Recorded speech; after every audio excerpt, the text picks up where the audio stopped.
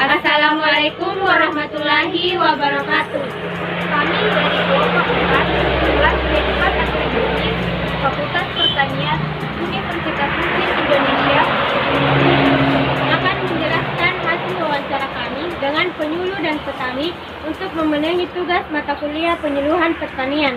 Adapun dosen penyuluhan pertanian koordinator mata kuliah Ibu Insinyur Rasmeda Rashid MM, Bapak Insinyur Muhammad Salim MP, Ibu Dr. Insinyur Ida Rosada MSI dan Ibu Rusmala Dewi Maskar STP MSI. Selamat menyaksikan. Dari hasil wawancara kami dengan petani pada tanggal 23 November tahun 2020 di Desa Malakah, Kecamatan Tondong Talasa, Kabupaten Pangkep. Adapun identitas responden, nama Mulking, umur 52 tahun, pendidikan formal SMA, tanggungan keluarga 5 orang, pengalaman berusaha tani 35 tahun, pekerjaan sampingan beternak. Pendidikan non-formal, pelatihan atau kursus yang pernah diikuti. Yang pertama itu pelatihan pupuk kompos, lamanya 2 hari, pelaksanaannya di kantor Desa Malakah. Yang kedua, pelatihan alat dan mesin pertanian, lamanya 7 hari, pelaksana di BPP Batang Kaluku. Yang ketiga itu pelatihan lapang pengolahan aren, lamanya 3 hari, pelaksana di kantor Desa Tondongkurah.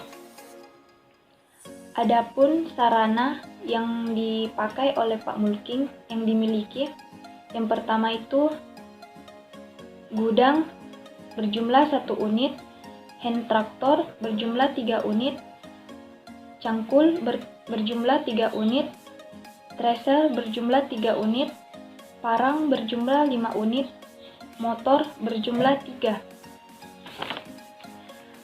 Adapun sistem tanam yang diterapkan oleh Pak Mulking yaitu sistem tanam tegel yang dikenal pada tahun 1986, di mana sistem tegel ini tidak memerlukan biaya lebih banyak dan waktu lebih lama. Pak Mulking sering mengikuti kegiatan penyuluhan pertanian yang dilakukan di rumah kelompok tani atau usaha tani. Pak Mulking mengikuti kegiatan penyuluhan pertanian sebulan sekali, itu dua kali.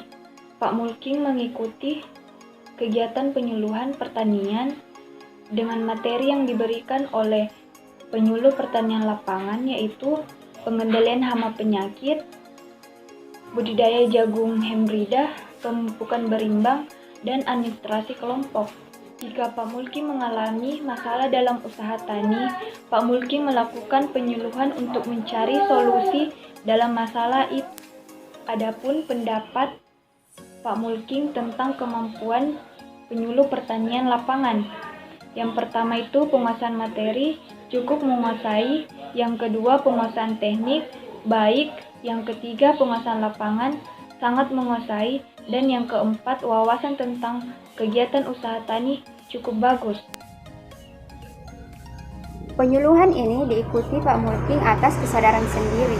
Menurut beliau, materi penyuluhan yang didapatkan agak sulit dimengerti karena materinya terlalu banyak. Sedangkan metode yang paling mudah dimengerti adalah metode kelompok, karena semua anggota kelompok tani bisa langsung mendapatkan informasi teknologi pertanian dari penyuluh pertanian lapangan, dan selain itu mereka juga mudah berkumpul. Menurut Bapak Mulking, waktu pelaksanaan penyuluhan sebaiknya dilakukan pagi hari, karena lebih efektif dan efisien untuk terjun langsung ke lapangan atau sawah setelah selesai melakukan penyuluhan. Menurut Bapak Mulking, waktu pelaksanaan penyuluhan sebaiknya dilakukan pagi hari, karena lebih efektif dan efisien untuk terjun langsung ke sawah atau lapangan setelah selesai mengikuti penyuluhan. Tindakan yang akan dilakukan Bapak Mulking jika ada teman atau tetangganya yang tidak pernah mengikuti penyuluhan pertanian, yaitu dengan bersikap bijak, dengan terus mendatangi orang tersebut, lalu menanyakan alasan mengapa beliau tidak pernah mengikuti penyuluhan. Masalah-masalah yang dialami Bapak Mulking sehubungan dengan kegiatan berusaha tani yaitu seperti pupuk yang akan digunakan untuk bertani menjadi langka, bantuan benih tidak sesuai yang diinginkan atau yang diharapkan, dan adanya serangan hama dan penyakit. Dalam kegiatan berusaha tani, Bapak Mulking menerima bantuan dari pemerintah berupa traktor, power mixer, benih, dan mesin pompa air. Bapak Mulking menyarankan kepada penyuluh pertanian lapangan yang bertugas di desanya untuk selalu datang dan terjun langsung ke lapangan dan mengecek agar jika ada tanaman yang terkena hama dan penyakit bisa langsung diatasi atau dikendalikan. Meningkatkan kesejahteraan petani dengan memunculkan atau mewujudkan alat yang ditampilkan atau yang dipakai pada saat kegiatan penyuluhan merupakan harapan Bapak Mulking tentang kegiatan penyuluhan yang akan datang.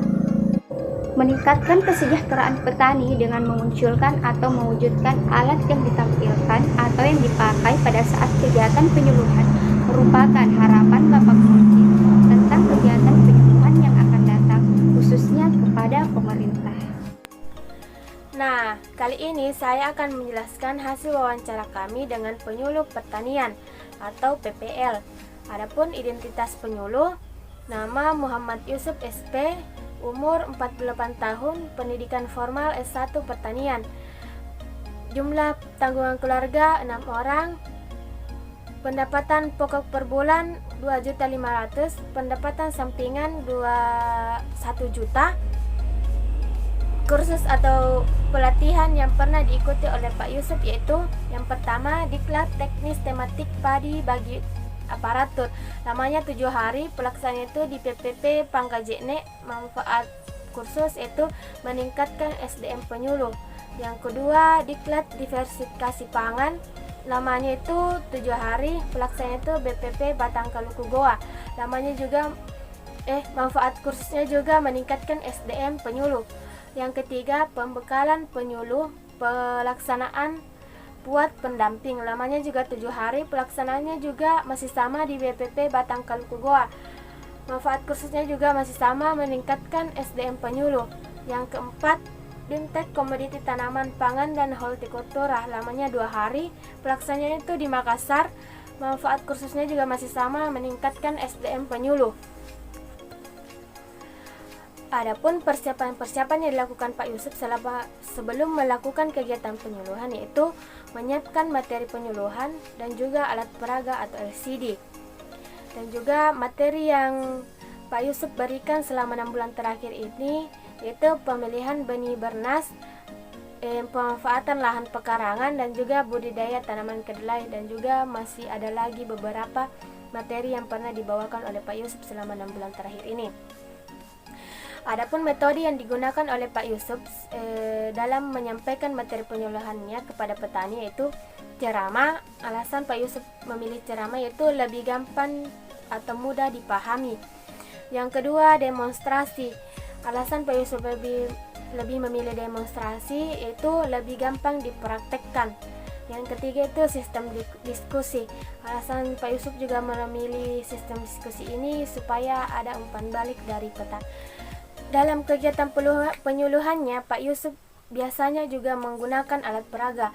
Alasan Pak Yusuf menggunakan alat peraga supaya lebih cepat dipahami. Dan juga sebelum melakukan kegiatan penyuluhan, Pak Yusuf juga biasanya terlebih dahulu membuat jadwal kunjungan. Biasanya juga kegiatan penyuluhan yang dilakukan oleh Pak Yusuf biasanya dilakukan itu di rumah kelompok tani atau di lapangan secara langsung. Menurut Pak Yusuf, sambutan petani dalam kegiatan penyuluhan itu cukup antusias. Nah, dalam mengajak petani berpartisipasi dalam kegiatan penyuluhannya, Pak Yusuf biasanya mengalami kendala atau kesulitan, yaitu terkadang ada petani yang tidak mengikuti kegiatan penyuluhan yang diadakan oleh Pak Yusuf. Alasan petani tersebut tidak mengikutinya itu menurutnya jika dia Mengikuti kegiatan penyuluhan berarti ada kegiatannya atau ada pekerjaan mereka yang tertunda.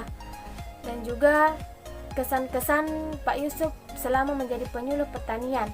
Sukanya itu merasa bersyukur kalau petani berhasil dalam panennya. Dukanya itu jarak rumah yang cukup jauh dan juga menyita waktu. Di samping itu medan lokasi yang cukup jauh. Menurut Pak Yusuf, penyuluhan pertanian masih dibutuhkan untuk masa-masa mendatang. Alasannya karena kalau tidak ada penyuluh petani, menurut Pak Yusuf, penyuluhan pertanian masih sangat dibutuhkan di masa-masa mendatang. Alasannya karena jika tidak ada penyuluh, petani akan ketinggalan informasi, terutama bagi petani yang tinggal di pedalaman atau yang terpencil, yang susah dijangkau oleh jaringan. Itulah tadi penjelasan hasil wawancara kami dengan petani dan penyuluh. Terima kasih atas perhatiannya. Lebih dan kurangnya mohon dimaafkan. Wassalamualaikum warahmatullahi wabarakatuh.